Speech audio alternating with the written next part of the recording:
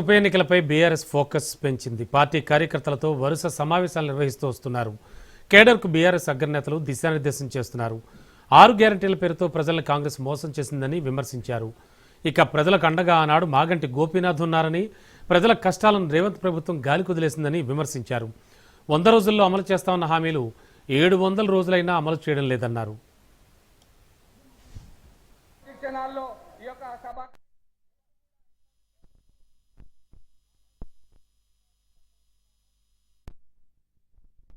ముస్లిం సోదరులు అందరూ కలిసికట్టుగా ఇది మన గెలుపుగా, ఇది మాగంటి సునీతమ్మ గెలుపు కాదు, బీఆర్ఎస్ కార్యకర్తల గెలుపు, బీఆర్ఎస్ కుటుంబ సభ్యుల గెలుపు, తెలంగాణ ప్రజల గెలుపుగా అందరం కూడా కలిసికట్టుగా మనం కృషి చేయాల్సిన అవసరం ఉంది.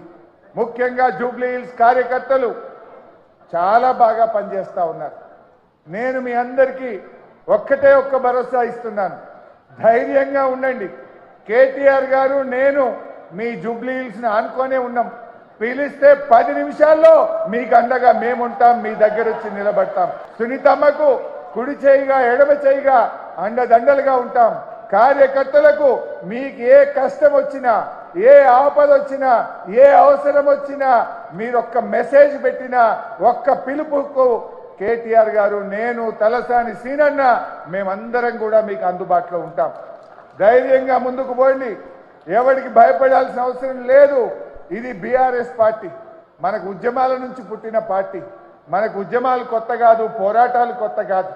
మరి ఆ పోరాట స్ఫూర్తితో, ఉద్యమ స్ఫూర్తితో మన కేసీఆర్ గారి నాయకత్వంలో మనందరం కలిసి కట్టుగా మాగంటి సునీతమ్మ గారిని గెలిపించి కేసీఆర్ గారికి బహుమతిగా ఇవ్వాలి. ఇది మనందరి బాధ్యత. వచ్చే నెల రోజులు కలిసి కట్టుగా పనిచేద్దాం. మీ దగ్గర పనిచేయడానికి వచ్చిన కార్యకర్తలు, రాష్ట్ర స్థాయి నాయకులు మీతో భుజమానించి పనిచేయడానికి, మీతో కలిసి పనిచేయడానికి, మీ సూచనల మేరకు బస్తీల్లో పనిచేయడానికి వచ్చారు. మీ చేతి కింద మీ సహాయ సహకారాలతో పనిచేస్తాం తప్ప మీ మీద కానే కాదు. ఎందుకంటే ఈరోజు కాంగ్రెస్ పార్టీ మొత్తం క్యాబినెట్ను, మంత్రుల్ని అందరినీ దించారు. మరి ఆ సమయంలో మనం కూడా కలిసికట్టుగా బీఆర్ఎస్ కుటుంబ సభ్యులం అందరం కలిసి మాగంటి సునీతమ్మ గారిని గెలిపించుకోవాల్సినటువంటి అవసరం ఉంది. కొత్తగా పెళ్ళైన ఆడపిల్లలకు, కాలేజీకి వెళ్లే మహిళలకు, పురుడు పోసుకున్న బాలింతలకు, ప్రతి మహిళను మోసం చేసింది కాంగ్రెస్ పార్టీ. ఒక్కరిని కాదు. అట్లాగే ఈ 22 నెలల్లో బాధపడని వాళ్ళు లేరు. అందుకే మీ అందరికి నేను విజ్ఞప్తి చేస్తా ఉన్నాం. అందరం ఈ వేదిక మీద కూర్చున్న మీ అన్నదమ్ములుగా కోరుతా ఉన్నాం. నెల రోజుల పాటు కష్టపడదాం, గట్టిగా తనలాడదాం. ఎట్లున్నది కాంగ్రెస్ పరిస్థితి అంటే, మన హైదరాబాద్లో చెప్తారు, హైదరాబాద్లో ఎవడో నెక్కతక్క మాట్లాడితే ఏమంటారు, ఏ ఖాముష్ బయటరే, బైగన్ కి బాత్ నక్కొకరు అంటారు. బైగన్ కి బాత్ నక్కొకరు క్యా బోల్ రారే అంటారు. నిజంగా కూడా కాంగ్రెస్ వాళ్ళు ఏం చేసిరంటే, హైదరాబాద్ వాళ్ళు నమ్మలే మీరు.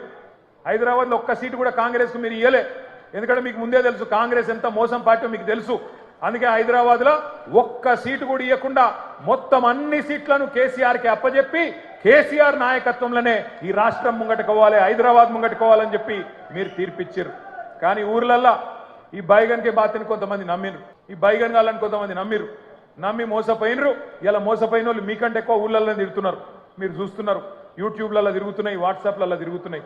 ఈ బైగన్కి బాతి అంటే ఎట్లుంటాయంటే, ఇప్పుడు నేను చెప్పిన చూడు, రేవంత్ రెడ్డి చెప్పిన మాటలు, 4,000 ఇస్తా, 6,000 ఇస్తా, కేసీఆర్ 10,000 ఇస్తా, నేను 15,000 ఇస్తా, ఇండ్లు కట్టిస్తా అన్నాడు.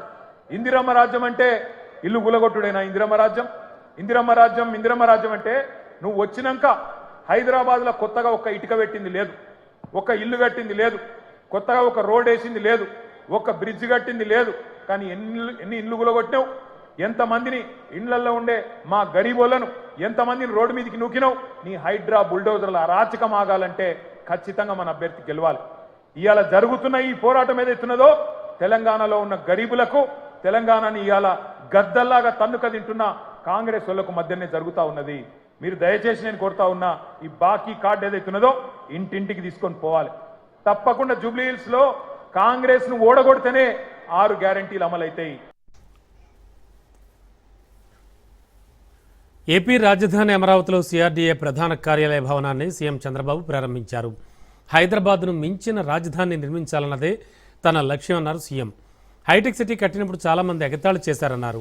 రాజధాని కట్టాలంటే ల్యాండ్ కావాలన్న చంద్రబాబు ఇక్కడ తనకు దారి చూపింది రైతులే అన్నారు. రైతులు స్వచ్ఛందంగా భూములు ఇచ్చారన్నారు చంద్రబాబు. ప్రపంచంలోనే బెస్ట్ రాజధాని అయితే నిర్మిస్తామన్నారు. మళ్ళా జీవితంలో ఇలాంటి అవకాశం రాదు తెలుగు వారికి. అది కూడా ప్రపంచంలోనే ది బెస్ట్ రాజధాని. ఇక్కడ అక్కడ కట్టింది బ్రౌన్ ఫీల్డ్ రాజధాని, ఇక్కడ గ్రీన్ ఫీల్డ్ రాజధాని కట్టాలంటే దేనికైనా ల్యాండ్ కావాలి. మీరు గుర్తుపెట్టుకోవాలి, ఆకాశంలో రాజధాని కట్టలేం. నాకు దారి చూపించింది ఇక్కడుండే రైతాంగం అని చెప్పి మరొకసారి మీ అందరికీ విజ్ఞప్తి చేస్తున్నా. మీలో ఎందుకంటే భూమి అనేది ఒక సెంటిమెంట్. నేను ఎక్కడ ఏ ప్రాజెక్ట్ కట్టినా మీరు ఒక్కసారి చూస్తే ఎక్కడ కూడా ఫెయిల్ కాలా. ముందు రాజధాని ఎక్కడ పెట్టాలని నిర్ణయం జరిగింది. ఆ తర్వాత మీరు ల్యాండ్ ఇవ్వడానికి కొంత సమయం ఏ విధంగా రావాలి పాలసీ అన్ని కూడా నిర్ణయించాం. ల్యాండ్ పూలింగ్ చేశాం. అప్పటికే లేట్ అవుతుందంటే సెక్రటరియట్ కట్టాం, అసెంబ్లీ కట్టాం. ఇక ఏపీ వ్యాప్తంగా వైసీపీ ఆధ్వర్యంలో నిరసనలు చేపట్టారు. నకిలీ మద్యం వ్యవహారంపై వైసీపీ శ్రేణులు ఆందోళనలు నిర్వహించారు. నకిలీ మద్యం కుంభకోణంతో కూటమి ప్రభుత్వం ప్రజల ప్రాణాలతో చెలగాటమాడుతోందంటూ వైసీపీ శ్రేణులు మండిపడ్డారు. నకిలీ మద్యం తయారీని చంద్రబాబు సర్కార్ కుటీర పరిశ్రమలా మార్చిందని వైసీపీ కార్యకర్తలు ఆగ్రహం వ్యక్తం చేశారు. విశాఖ, కడప, అనంతపురం జిల్లాల్లో అన్ని నియోజకవర్గ కేంద్రాల్లోని ఎక్సైజ్ కార్యాలయాల ఎదుట నిరసనలు చేపట్టారు. నకిలీ మద్యం రాకెట్లో ఉన్న వాళ్ళందరినీ అరెస్ట్ చేయాలనే వైసీపీ కార్యకర్తలు డిమాండ్ చేశారు. నకిలీ మద్యంతో ప్రజల ప్రాణాలను బలిపీఠంపై పెట్టడం నెట్టింట ఆగ్రహం వ్యక్తమవుతోంది.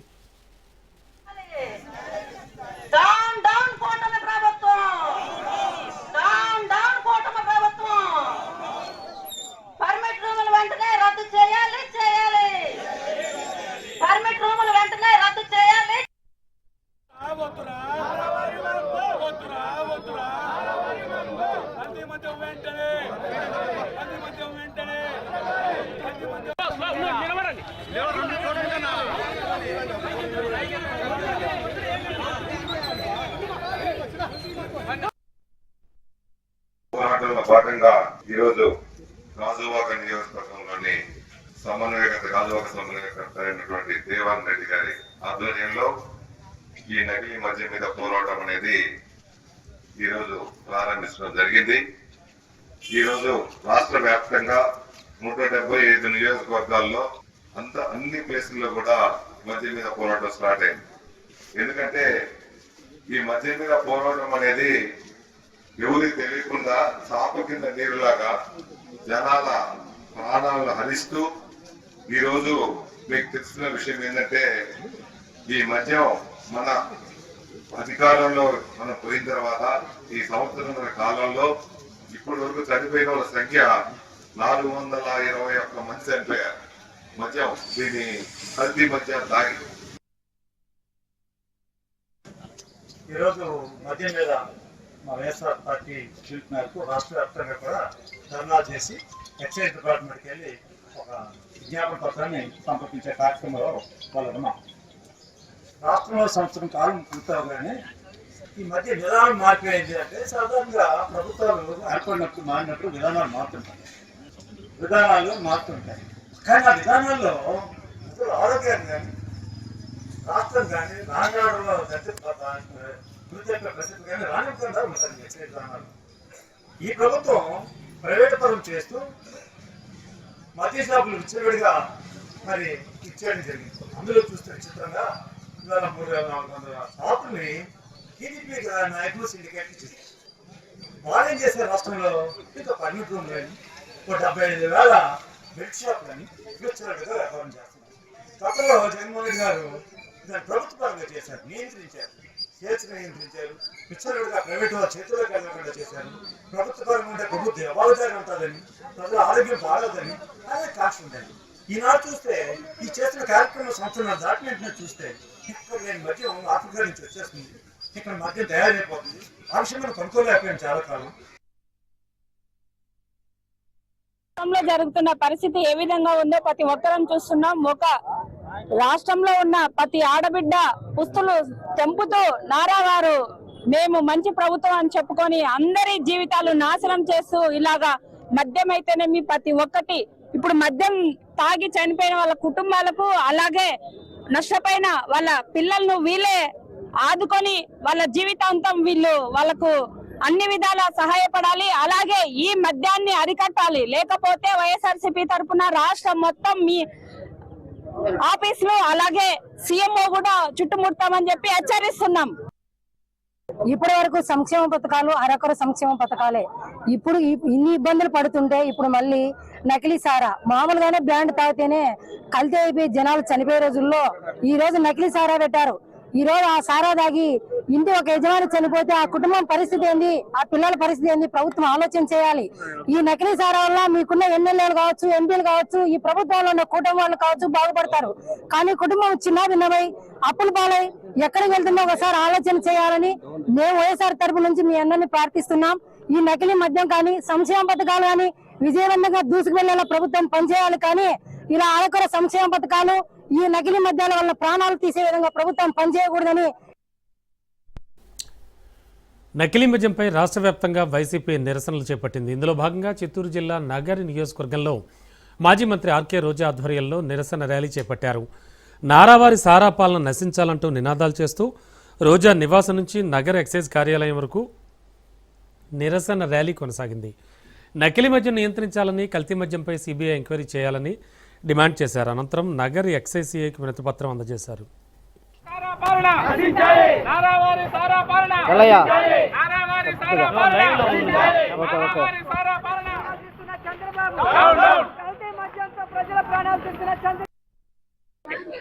ఈరోజు రాష్ట్ర వ్యాప్తంగా కల్తీ మద్యం మీద చనిపోయిన ప్రజలకి అండగా, పసుపు కుంకుమలు పోగొట్టుకున్న అక్కా చెల్లెమ్మలకి అండగా ఈరోజు వైఎస్ఆర్ కాంగ్రెస్ పార్టీ ఈ నిరసన కార్యక్రమం చేస్తుంది.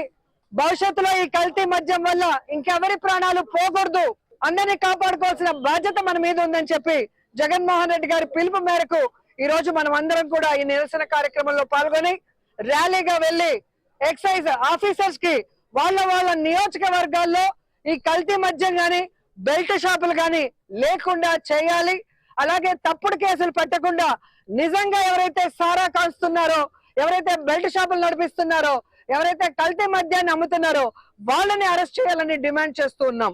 ఎందుకు ఈ రోజు ఇంత గట్టిగా మనం ఫైట్ చేస్తున్నామంటే మొన్ననే మొలకల చెరువులో ఇబ్రాహీంపట్నంలో దాదాపుగా 20,000 లీటర్లు కల్తీ మద్యం దొరకడం జరిగింది. ఇంత పెద్ద ఎత్తున ఫ్యాక్టరీలు పెట్టి ఇంత పెద్ద ఎత్తున కల్తీ మద్యం ఈరోజు రాష్ట్ర వ్యాప్తంగా అన్ని షాపులకు కూడా తెలుగుదేశం పార్టీ నాయకులు పంపిస్తున్నారంటే దీనికి ప్రభుత్వం అండ లేదా అని అడుగుతున్నా. చంద్రబాబు నాయుడు, లోకేష్ అండ లేకుండానే ఇంత పెద్ద మద్యం మాఫియా, లిక్కర్ స్కామ్ జరుగుతుందా అని ప్రశ్నిస్తున్నా. ఇంత పెద్ద స్కామ్ పైన విచారణ జరిపించాల్సిన బాధ్యత కూటమిలో ఉన్న కేంద్ర ప్రభుత్వం మోడీ గారి మీద ఉందని కూడా ఈ సందర్భంగా తెలియజేస్తున్నారు. శ్రీకాళహస్తి జనసేన మాజీ ఇన్ఛార్జ్, ఆ పార్టీ బహిష్కృత నేత వినుత కోట అనూహ్యంగా తెరపైకొచ్చారు. హత్యకు గురైన ఆమె మాజీ డ్రైవర్ శ్రీనివాసులు అలియాస్ రాయుడుకు సంబంధించిన ఓ సెల్ఫీ వీడియో తాజాగా వెలుగులోకి వచ్చి తీవ్ర చర్చనీయాంశంగా మారింది. ఎమ్మెల్యే బొజ్జల సుధీర్ రెడ్డి తన ద్వారా వినుత ఆమె భర్త చంద్రబాబుపై కుట్ర పన్నారంటూ రాయుడు ఆ వీడియోలో చెప్పడం సంచలన చర్చకు దారితీసింది. వినుత కోట తాజాగా ఓ సెల్ఫీ వీడియో రిలీజ్ చేసి ట్విస్ట్ ఇచ్చారు. జైలుకు వెళ్ళామన్న బాధ కంటే కూడా హత్య చేశామని చెప్పడమే బాధగా ఉందని ఆ వీడియోలో ఆవేదన వ్యక్తం చేశారు. ఈ కేసులో తమ తప్పు లేదు కాబట్టే వెంటనే బెయిల్ వచ్చిందని అన్నారామె.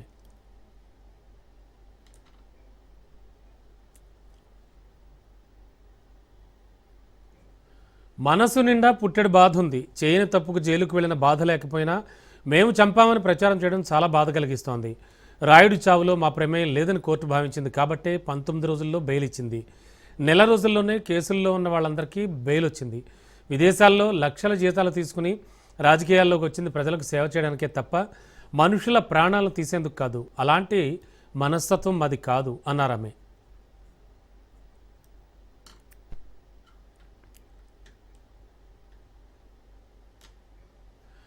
చెన్నై కోర్టులో విచారణ జరుగుతున్నందున ఎక్కువగా మాట్లాడలేను, ఏ తప్పు చేయలేదు, నిజానిజాలు శివయ్యకు తెలుసని అన్నారు. ఎలాంటి సంబంధం లేదని ఈ కేసులో క్లీన్ చిట్తో బయటకు వస్తామన్నారు. జనసేన అధినేత పవన్ కళ్యాణ్ను కలవడానికి ప్రయత్నిస్తున్నాను కాబట్టే మీడియా ముందుకు రాలేకపోతున్నాను అన్నారు.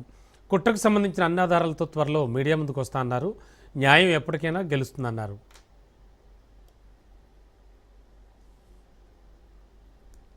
అందరికీ నమస్కారం. నేను మీ వినూత కోట, తెలుగింటి ఆడబిడ్డగా మీడియా ద్వారా రాష్ట్ర ప్రజానికానికి, శ్రీకాళహస్తి నియోజకవర్గ ప్రజలకు, నాతో పనిచేసిన మా జన సైనికులకు కొన్ని విషయాలు తెలియజేయడానికి మీ ముందుకు వీడియో ద్వారా వస్తున్నాను. మనసు నిండా పుట్టెడు బాధతో మీ ముందుకు వచ్చాను. మేము చేయని తప్పుకి మేము జైలుకు వెళ్ళినందుకు కూడా నాకు బాధ లేదు, కానీ మేము చంపాము అని మీడియా ఛానల్లో ప్రచారం చేయడం నాకు చాలా చాలా చాలా బాధ వేసింది. అతని చావులో మా ప్రమేయం లేదని గౌరవ కోర్టు భావించింది కాబట్టే నాకు 19 రోజుల్లో బెయిల్ వచ్చింది. సబ్సిక్వెంట్లీ 1 నెలలో మా అందరికీ బెయిల్ వచ్చింది. మేము ఫారెన్లో లక్షల జీతాలు వదులుకొని రాజకీయాల్లోకి వచ్చింది ప్రజలకు సేవ చేయడానికి, కానీ మనుషుల ప్రాణాలను తీయడానికైతే కాదు. అలాంటి మనస్తత్వం మాది కాదు. ఈ కేసులో మాకు ఎలాంటి సంబంధం లేదని గౌరవ కోర్టులో మేము నిరూపించుకొని క్లీన్ చీట్తో తప్పకుండా ఈ కేసు నుండి బయటకు వస్తాం. ఈ కేసు చెన్నై కోర్టులో విచారణ ఉన్నందున నేను ఈ కేసు గురించి ఇంతకు మించి మాట్లాడకూడదని మా లాయర్లు నన్ను సూచించారు. మేము ఏ తప్పు చేయలేదు. నిజ నిజాలు ఆ దేవదేవుడికి, శివయ్యకి తెలుసు. ధైర్యంగా పోరాడతాం. నేను జనసేన పార్టీ అధినేత శ్రీ పవన్ కళ్యాణ్ గారిని కలవడానికి ట్రై చేస్తున్నాను కాబట్టి ఇన్ని రోజులు మీడియా ముందుకు రాలేదు. మేము ప్రస్తుతం చెన్నైలో ఉన్నాము. త్వరలో నా పైన జరిగిన కుట్రకు సంబంధించిన వీడియోలతో, ఆధారాలతో మీడియా ముందుకు వస్తానని తెలియజేస్తున్నాను. న్యాయం ఎప్పటికైనా గెలుస్తుంది. ఖచ్చితంగా న్యాయం వైపు ప్రతి ఒక్కరు నిలబడతారని భావిస్తున్నాను. సత్యమేవ జయతే. జై హింద్. చెప్పిన తర్వాత 26వ తారీఖు ఇంట్లో ఎవరు లేరు.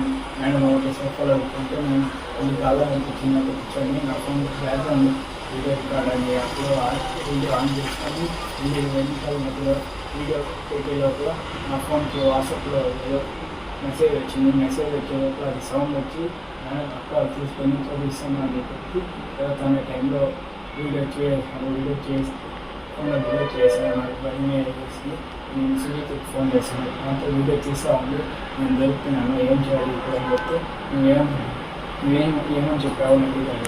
నేనేం చెప్పలేదు, నాకేం అడగలేదు, అయితే ఏం చెప్పాడు, నాకు భయంగా ఉన్నది అని చెప్పాను. చెప్పిన తర్వాత మా అమ్మేం చెప్తే బాగుండదు, నాకు ఆల్రెడీ ముందే చెప్పాను.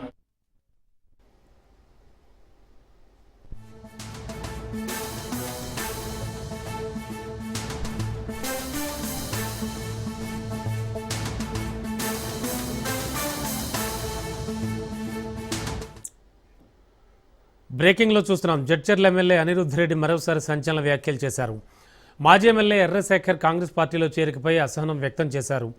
ఇక్కడ ఇప్పటి వరకు ఫ్యాక్షన్ రాజకీయాలు లేవన్నారు. సర్పంచ్ పదవి కోసం సొంత తమ్ముడిని హత్య చేశారని, రేపు ఎమ్మెల్యే పదవి కోసం తన్ను కూడా చంపొచ్చని హాట్ కామెంట్స్ చేశారు.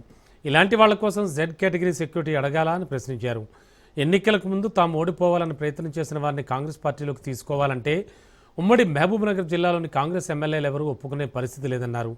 వారికి గేటు వద్దకు వెళ్లే కనీసం అపాయింట్మెంట్ కూడా దొరకదని, కావాలని ఇలాంటి లేఖలు ఇస్తూ చిల్లర రాజకీయాలు చేస్తున్నారని మండిపడ్డారు. పార్టీకి ద్రోహం చేసిన వారిని తిరిగి పార్టీలో చేర్చుకోవడంపై ముఖ్యమంత్రి, పీసీసీ చీఫ్ క్లారిటీతో ఉన్నారన్నారు.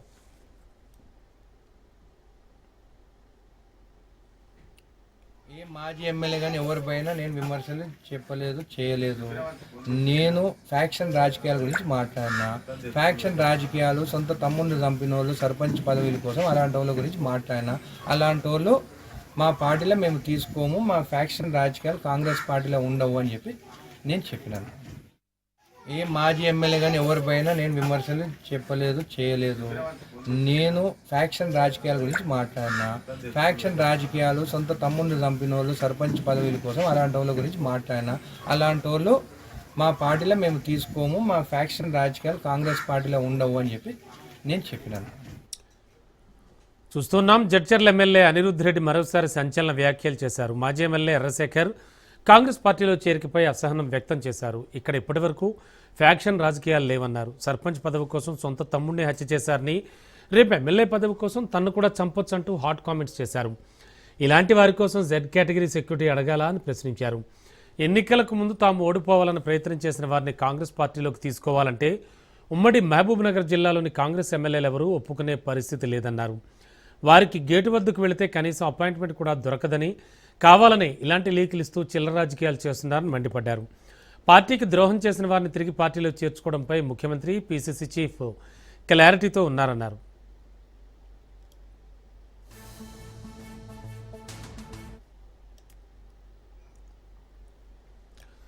భద్రాద్రి కొత్తగూడెం జిల్లాలో వర్షాలు వణుకు పుట్టిస్తున్నాయి. ఆదివారం రాత్రి నుంచి కురుస్తున్న వర్షాలకు చెర్ల బస్టాండ్ సెంటర్, అంబేద్కర్ సెంటర్ వద్ద డ్రైనేజీలు పొంగి పొర్లుతున్నాయి.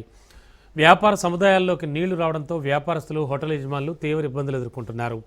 ఎప్పుడు భారీ వర్షం వచ్చినా ఇదే పరిస్థితి ఉంటుందని, తక్షణమే దీనికి డ్రైనేజ్ వ్యవస్థ సరిగ్గా లేకపోవడం వల్లే ఇలా జరుగుతోందని, రోడ్లపైకి నీళ్లు వస్తున్నాయని, అలాగే ఎవరికి వాళ్ళు ఎత్తుగా మట్టి పోసుకోవడంతో ఇలాంటి సమస్యలు వస్తున్నాయని, దీనిపై పంచాయతీ అధికారులు చర్యలు తీసుకోవాలని ప్రజలు కోరుతున్నారు. ఆర్టీసీ బస్టాండ్లోకి నీళ్లు చేరకుండా ప్రయాణికులు తీవ్ర ఇబ్బందులు ఎదుర్కొంటున్నారని, ఇంత జరుగుతోన్నా ఆర్టీసీ అధికారులు మాత్రం చూసి చూడనట్లు వ్యవహరిస్తున్నారని ఆరోపణలు వినబడుతున్నాయి.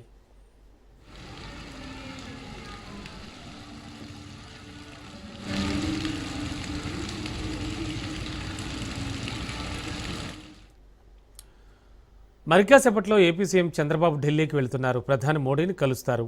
కర్నూలులో తలపెట్టిన సూపర్ జీఎస్టీ, సూపర్ సేవింగ్స్ కార్యక్రమానికి ప్రధాని ఆహ్వానిస్తారు సీఎం చంద్రబాబు. ఇక నవంబర్ 14, 15 తేదీల్లో విశాఖలో తలపెట్టిన సిఐఐ పార్ట్నర్షిప్ సమ్మిట్కు హాజరు కావాలని ప్రధాని మోడీని ఆహ్వానించనున్నారు. రేపు 10 గంటలకు హోటల్ తాజ్మాన్ సింగ్లో గూగుల్తో ఒప్పందం కార్యక్రమంలో పాల్గొంటారు ముఖ్యమంత్రి.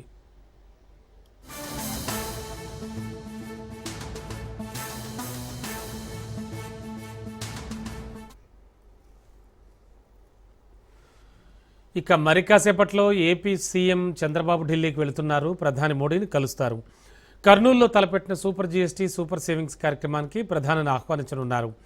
ఇక నవంబర్ 14, 15 తేదీల్లో విశాఖలో తలపెట్టిన సిఐఐ పార్ట్నర్షిప్ సమ్మిట్కి కూడా హాజరు కావాలంటూ ప్రధాని మోడీని ఆహ్వానిస్తారు ముఖ్యమంత్రి చంద్రబాబు. రేపు ఉదయం 10 గంటలకు హోటల్ తాజ్మాన్ సింగ్లో గూగుల్తో ఒప్పందం కార్యక్రమంలో పాల్గొంటారు ముఖ్యమంత్రి.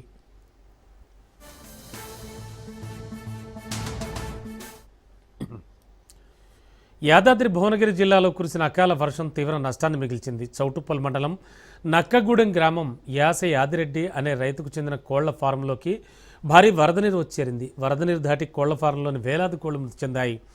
కోళ్ల ఫారం నీట మునగడంతో ఊపిరాడ కోళ్లు మరణించాయి. దాదాపుగా 6,000 వరకు కోళ్లు మరణించడంతో యాదిరెడ్డికి తీవ్ర నష్టం వాటిల్లింది. భారీ వర్షం కారణంగా తాను లక్షల్లో నష్టపోయానని, పూర్తి స్థాయిలో నష్టపోయిన తనకు ప్రభుత్వం ఆదుకోవాలంటూ విజ్ఞప్తి చేశారు.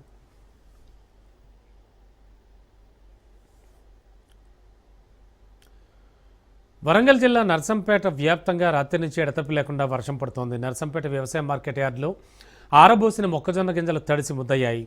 మార్కెట్కు తీసుకొచ్చిన మక్కలు వర్షానికి తడిసిపోవడంతో రైతులు ఆవేదన చెందుతున్నారు. అకాల వర్షం కారణంగా నర్సంపేట డివిజన్ వ్యాప్తంగా మొక్కజొన్న, పత్తి, మిర్చి రైతులకు తీవ్ర నష్టం వాటిల్లింది.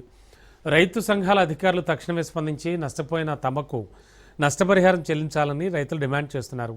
మరోవైపు ఈ ఏడాది యూరియా కొరత కారణంగా దిగుబడి తగ్గిందని, సాధారణంగా ఎకరాకు 25 నుంచి 30 క్వింటాళ్లు వస్తే ప్రస్తుతం 10 నుంచి 20 క్వింటాళ్లు మాత్రమే లభిస్తున్నాయని రైతులు ఆవేదన వ్యక్తం చేస్తున్నారు.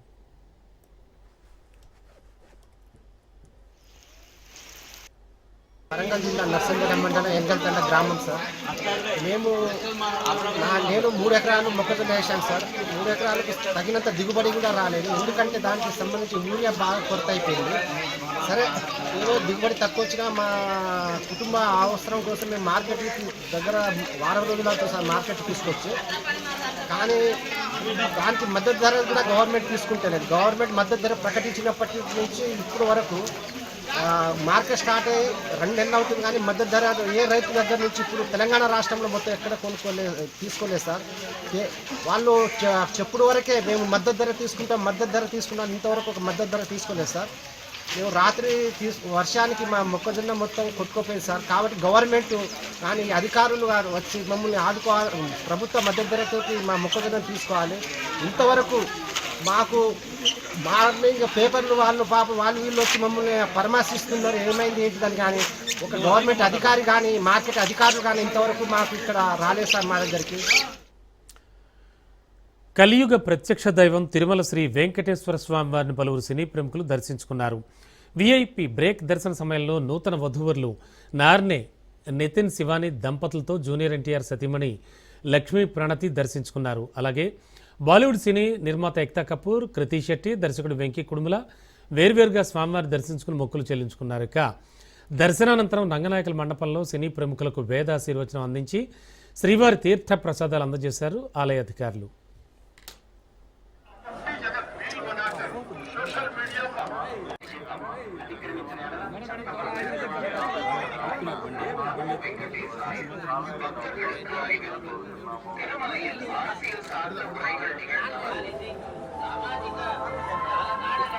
मैडम थोड़ा आराम से आओ मैडम, आराम से आओ मैडम.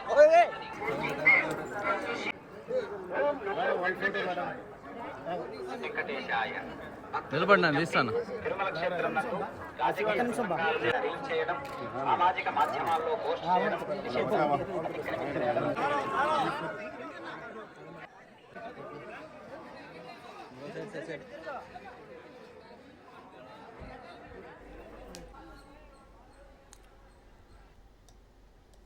తమిళనాడు కరూర్ తొక్కిసలాట ఘటనపై సిబిఐ విచారణకు ఆదేశించింది సుప్రీంకోర్టు. తమిళనాడులో నటుడు, టీవీకే వ్యవస్థాపకుడు విజయ్ రాజకీయ ర్యాలీ సందర్భంగా జరిగిన తొక్కిసలాటలో 41 మంది ప్రాణాలు కోల్పోయారు.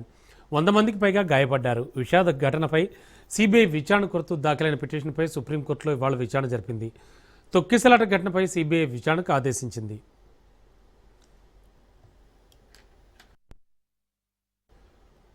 రెండేళ్లుగా హమాస్ చెరలో బందీలుగా ఉన్న వారికి విముక్తి లభించింది. తొలి దశలో భాగంగా 7 బందీలను రెడ్ క్రాస్కు హమాస్ అప్పగించింది. ఖాన్ యూనిస్ నుంచి వారిని తీసుకుని రెడ్ క్రాస్ వాహన శ్రేణి ఇజ్రాయెల్కు బయలుదేరింది. బందీలు విడుదల కావడంతో వారి కుటుంబ సభ్యులు, శ్రేయోభిలాషుల్లో సంతోషం నెలకొంది. మిగతా బందీలను కూడా హమాస్ విడిచిపెట్టనుంది. ఇందుకు ప్రతిగా ఇజ్రాయెల్ కూడా పాలస్తీనా ఖైదీలను విడుదల చేసింది. అమెరికా అధ్యక్షుడు ట్రంప్ ప్రతిపాదించిన 20 సూత్రాల శాంతి ప్రణాళిక తొలి దశలో భాగంగా ఇజ్రాయెల్, హమాస్ ఇటీవల కాల్పుల విరమణకు అంగీకరించాయి. 2023 అక్టోబర్ 7న ఇజ్రాయెల్పై దాడి చేసి 1200 మందిని హత్య చేసి 251 మందిని హమాస్ అపహరించింది. వారిలో కొంతమందిని గతంలో విడుదల చేసింది. కొందరిని ఇజ్రాయెల్ సైన్యం రక్షించింది. మరికొంతమంది ప్రాణాలు కోల్పోయారు. మిగిలిన వారిని హమాస్ ఇప్పుడు విడిచిపెడుతోంది. ఈ విడుదల కార్యక్రమం ముగిసిన తర్వాత ట్రంప్ శాంతి ప్రణాళికలో 2వ దశపై చర్చలు ప్రారంభమవుతాయి. ఇందులో హమాస్ ఆయుధాలను త్యజించడం, గాజా నుంచి ఇజ్రాయెల్ దళాల ఉపసంహరణ ప్రధాన అంశాలుగా ఉంటాయి. ఈ చర్చలకు అమెరికా, ఈజిప్ట్, ఖతార్ మధ్యవర్తులుగా వ్యవహరిస్తున్నారు. ఒప్పందంలో కీలక పాత్ర పోషించిన అమెరికా అధ్యక్షుడు ట్రంప్ ఇజ్రాయెల్, ఈజిప్ట్లో పర్యటించనున్నారు. తొలుత ఆయన జెరూసలంలో ఇజ్రాయెల్ పార్లమెంట్ను ఉద్దేశించి ప్రసంగిస్తారు. బందీల కుటుంబ సభ్యులను కలుస్తారు. ఇక అక్కడి నుంచి ఈజిప్ట్ వెళ్తారు.